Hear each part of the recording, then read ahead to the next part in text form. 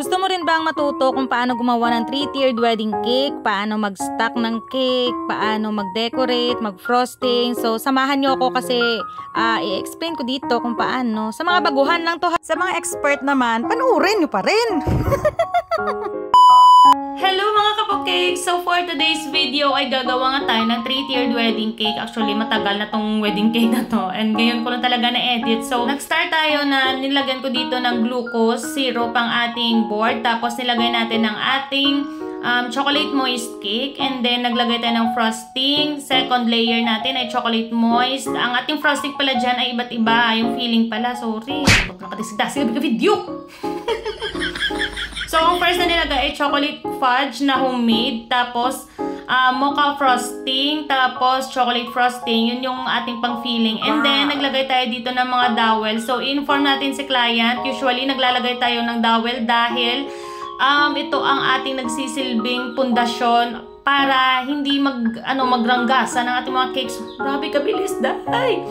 Ayan, ang ating pang-second tier ay vanilla chiffon, and then same din ang filling, chocolate fudge, mocha, and ito yung iba lang, yung homemade caramel na ginawa ko. So, di ba? Ang sarap nito, Diyos ko. Pero kung hindi naman kayo marunong, huwag niyo akong tanungin kasi sa YouTube din ako kumukuha.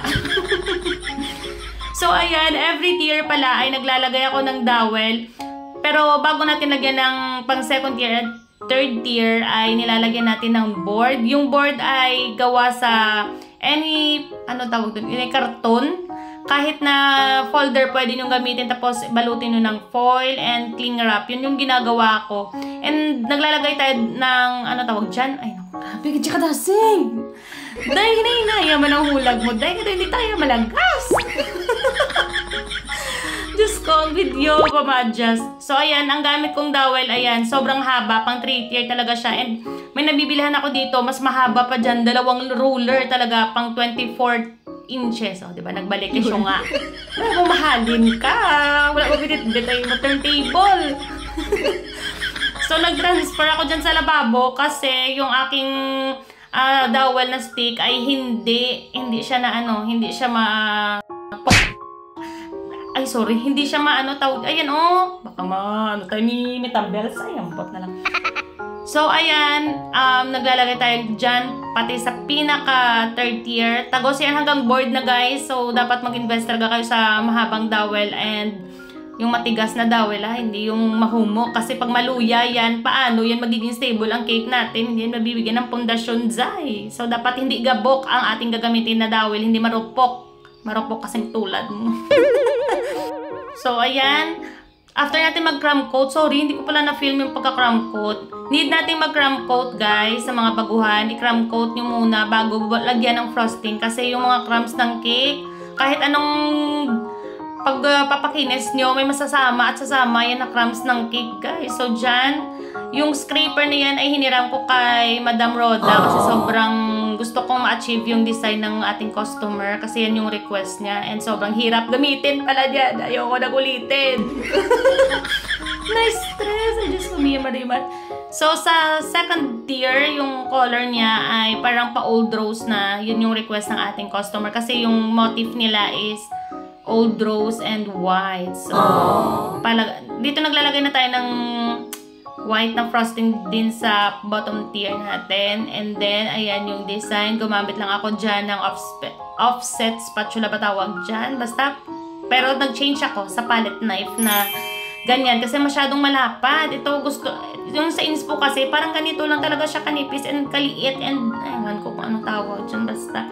And after niya, naglagay na tayo dito ng grabe kabilis. Nandito na tayo sa cupcakes. Paano ko na-explain yun?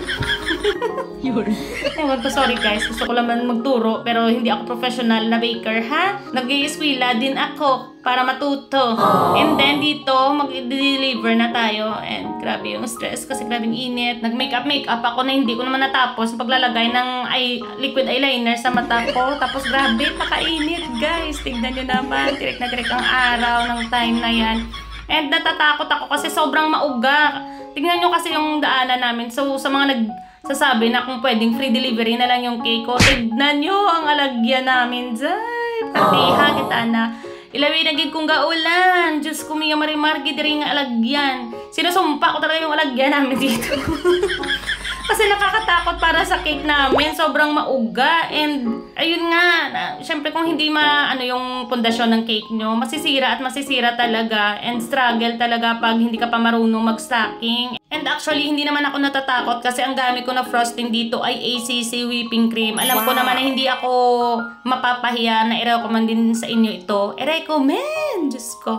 Ayan, kasi hindi talaga ako nagka-experience na natunawan ng cake and na fall down ang cake or whatsoever pa naman. Kasi nga sabi ko, sinisecure ko talaga bawat cake ko, lalo na pag mga tiered cakes na dapat kahit makuha na ng customer or ma-deliver ko na ay walang aberya talaga. So dito nga ay pumunta ako sa bahay ni Madam Dikay kasi makikisakay ako dun sa kanyang bagong car. Talagang nakisabay pa sa stylist ng event. Kasi siya talaga nag-offer din sa akin na okay daw na makisabay ako sa kanya o siya yun. O diba? Dito tawang-tawa ako sa ginawa ko sa sarili ko. Naglagay ako ng liquid eyeliner pero hindi ko natapos at hindi ko nalagyan sa kabilang mata ko. Ay nako, ayoko talagang mag-makeup kasi hindi talaga ako sanay and hindi ako marunong. Yun lang yun talaga. So ayan, lipstick na lang. And dyan ay papunta na talaga kami sa venue. Tignan nyo naman. Ang venue nila pala ay beach resort. So nandito na tayo. And dito na ako naglagay ng ating mga edible flowers. Kasi sabi ko nga mabigat. Actually pag edible flowers, dun talaga ako sa venue naglalagay. Kasi ayoko matagtag to sa biyahe. Kita nyo naman yung daanan namin, diba? Grabe, kalubakin yun, Zay. Maraming mga luhob-luhob pa. Diyos ko.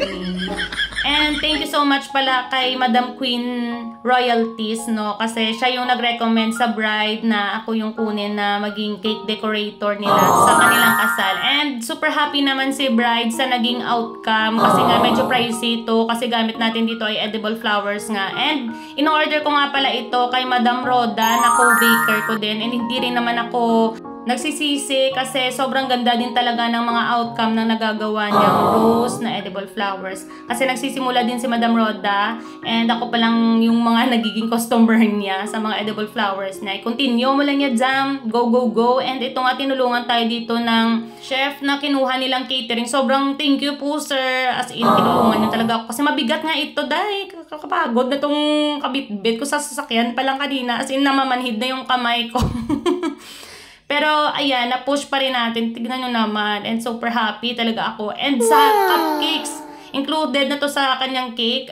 Sobrang nagandahan din ako dito sa, tawag dito, tulip muffin na cupcake liner. Ayan, sobrang ganda din, no? Diba? And nag-effort talaga ako dyan na mag-pipe ng mga rosette-rosette na iba't ibang design. Kasi, alam nyo yun, minsan nakakaumay din na rosette lang na isa. O, diba? Ayan na ang ating final look. Thank you so much, Madam, sa pag-order and sa Queen Royalty sa referral. And ayan, uuwi na naman nakasama ang ACC. ACC na whipping cream. So, ayan, ito yung venue nila. Nakaka-refresh talaga yung beach, no? Makita mo, nakaka-relax talaga sa paningin. And sobrang init, pero hindi yan natinag. Ayan lang guys for today's video. Thank you so much guys for watching. Please follow me for more.